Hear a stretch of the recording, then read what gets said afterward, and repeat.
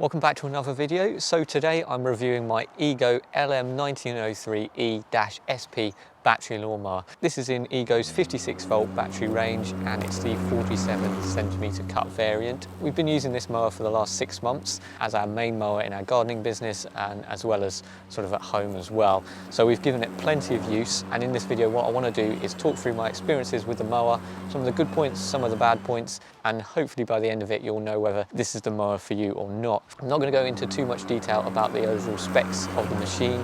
If you're interested in that, I did another video which I'll link in the cards, gives you sort of an overview of the machines. And of course there will be links to any of the products mentioned in the description so you can check them out there. So with that being said, let's dive into the review. The first thing that I really want to talk to you about is just how well designed this mower is. It just makes it a real joy to use. You've got features like the single height adjust, which again, very common on mowers, but saves a lot of time and effort. This one is really easy to use, nice and light as well, and you've got a good variation in cutting heights on there as well. You've got a nice carry handle here and one at the front, so it is quite possible to pick it up. It's relatively light. It's not something that I personally do, but it is possible. You've also got things like this tinted green screen here, which allows you to see the battery level indicator on the battery, which again is really useful so you don't get caught out knowing how much battery you've got left. It is a little bit flimsy, this case, so it's something that you just want to be a bit careful with. It does come with a safety key as well. To be honest, I don't really get the point of these, but you know, if you've got kids around, it's worth maybe taking that out so that the machine can't run. Personally, a simple on-off switch would do me, but there we go. You've got an indicator on the grass box that tells you whether it's full or not. Again, just a little feature, but it's really useful. Big thing with this mower is how easy and how well it's been designed to fold up. Normal mowers you can fold up. To be honest, they don't really like being folded up. Eventually the wires start bending and snapping and stretching, and it just causes all sorts of problems. Whereas this one has been specifically designed to fold up, so you've got the cables are protected, there's no wear or anything on them at all, and it's so easy to do. It's just a case of one lever and then just popping these, and it's so easy to do.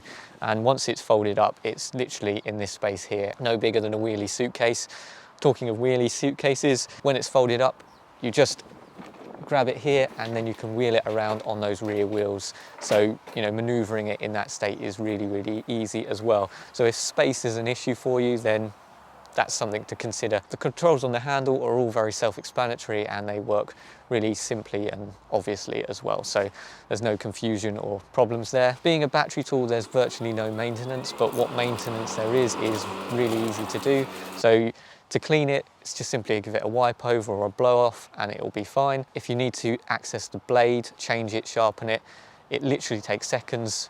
Flip it up and one screwdriver and then a socket to take it off. With the reduced maintenance, no servicing, no oil or fuel, in the long run this mower is considerably cheaper and is far better designed to be sort of left over the winter and only used sort of sporadically, like domestic mowers end up being used like. So it is a far better and more practical package, and it's been really well designed and thought through. Moving on to the performance and the cut quality of the mower. Cut performance is as good as any petrol mower. It does a pretty decent job of cutting all of the grass. If you are mulching with this, with a mulch plug in, it is probably best to do a second pass just to get that, to chop it up that little bit better.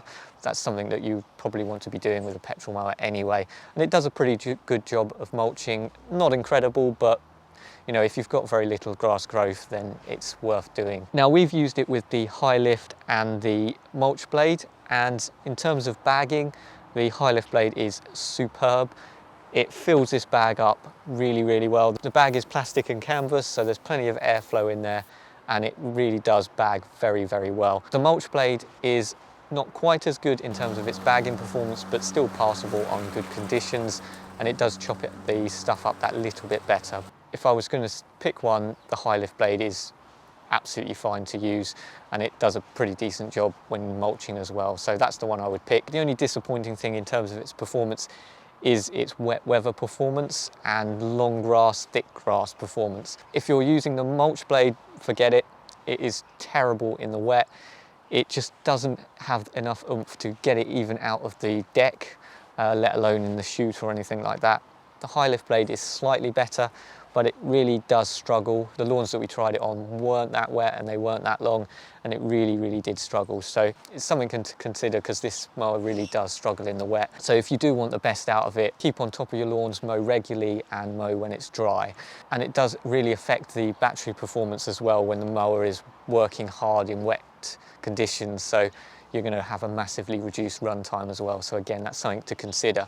But in general conditions, it does as good as any petrol mower, and to be honest, very impressed. This mower here has the self-propelled system on it, the SP in the name. It's not something that I would recommend to most people. If you've got a small lawn, you just don't need it. Save yourself a bit of money. It's just really something that could potentially go wrong. Those of you who've got a slightly larger lawn or uphill lawns, things like that, it does save the legs, and it's a pretty decent system.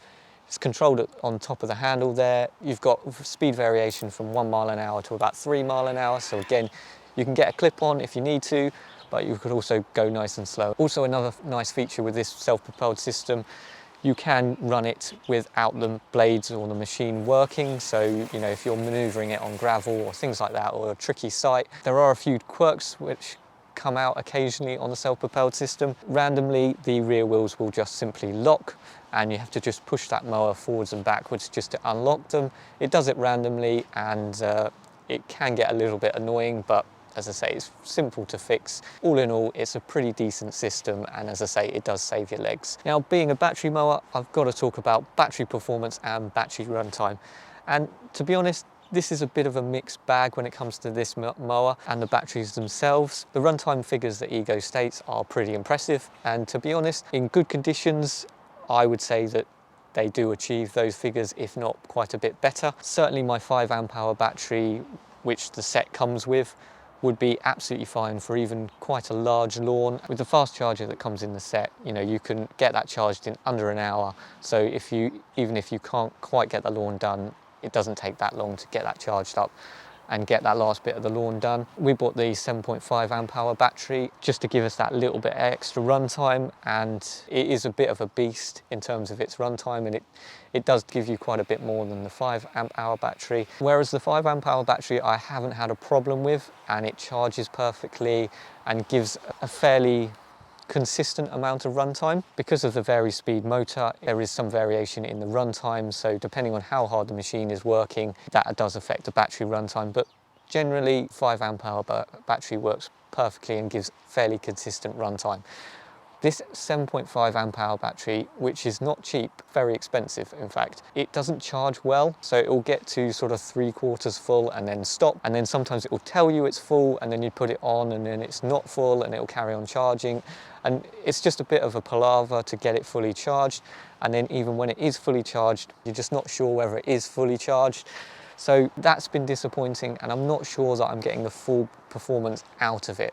Now, this battery is less than 6 months old, so I am a little bit concerned that there is a fault in it. You know, it's not cheap and there is a warranty on it, but shouldn't be having a problem at this point. Another thing I want to talk to you about with the batteries is I've used steel batteries for years and I absolutely love them. I've never had a problem, and they continue to give me consistent runtime and performance. So that's always my sort of benchmark when it comes to batteries. Now, one thing I do like about the steel batteries is the form factor, the size of the battery doesn't go up as the capacity goes up. The weight does go up inevitably, but the overall size doesn't. Whereas these EGO batteries, the bigger the capacity, the bigger the battery. So this 7.5 amp hour battery is considerably bigger than the 5 amp hour battery, and it's also quite a bit heavier. So this is something that's worth considering if you're thinking about getting the hedge cutters and some of the other tools. That one is not, in my opinion, very practical to put in the hedge cutter. It's going to make the hedge cutter terribly unbalanced, quite unwieldy and really heavy. With the batteries being quite expensive, either you're going to have to compromise on just using 2.5 amp hour batteries in here and then using them in all your other tools as well, which means you're going to be charging a lot, or have to hit the gym to be able to use batteries like this in your hedge cutters as well as your mowers. And you know, considering EGO is supposed to be one of the best battery brands, it's a little bit disappointing, you know, comparing it to my steel ones, which I haven't had a problem with. Having said that about the battery, overall it is a very impressive unit. I think it's ideally suited really for people who have got those medium to slightly larger lawns, people who are that little bit more keen on their lawn but don't want to go down the petrol route, want to try out battery tools but still want to keep that quality of finish, but want to have the practicalities of battery mowers, and there are a lot. If you've only really got a small lawn, I think it's just a bit overpriced and a bit big.